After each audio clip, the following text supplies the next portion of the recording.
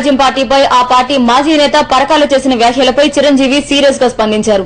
BC టికెట్ల కేటాయింపుల్లో అవకతవకలు ఉన్నట్టు పరకాల నిరూపిస్తే తాను రాజకీయాల నుంచి తప్పుకుంటానని ఆయన సవాల్ విసిరారు.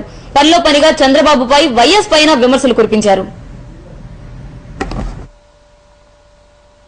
స్త్రీలకి టెలికాన్ఫరెన్స్ లో ఏ రకంగా ఆయన ఆదేశాలు జారీ చేస్తున్నారు, ప్రతిదీ ఎంత విరుద్ధంగా ఉంది.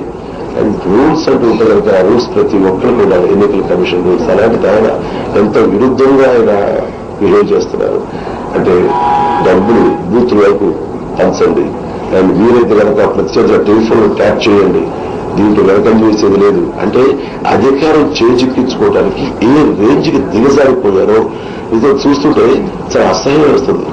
అండ్ ఇలాంటివి ఈ రోజు సుమోగా తీసుకుని ఈసీ వాళ్ళు ఎన్నికల కమిషన్ వాళ్ళు ఖచ్చితంగా దీన్ని పరిగణలో తీసుకుని విచారణ జరిపించాలని చేస్తున్నా ఇది వాళ్ళంటే కూడా నేను ప్రజలకు అప్పీల్ చేస్తాను. ప్రజలు దీనిలో చర్య తీసుకోవాలి.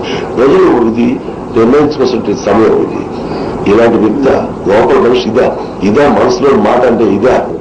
రైలు పెట్రోల్ లేదంటారు, కొత్త రైలు లేదంటారు, లేకపోతే రైలు ఉంది కానీ అందులో డీజిల్ లేదంటారు, లేదా డీజిల్ కాకుండా ఆ రైలు బొగ్గుతో నడిచిందంటే ఆ బొగ్గ అవుతుంది ఏదో లేదు, ఇలా ఏమో ఉంటాయి. ఇంక ఇలాంటి వాటికి పట్టించుకో. ఎందుకంటే ఇంతకంటే ఇది వాళ్ళు నన్ను అనేది ఏమీ లేదు, ఇంతకంటే ఏమి అనలేరు వాళ్ళు.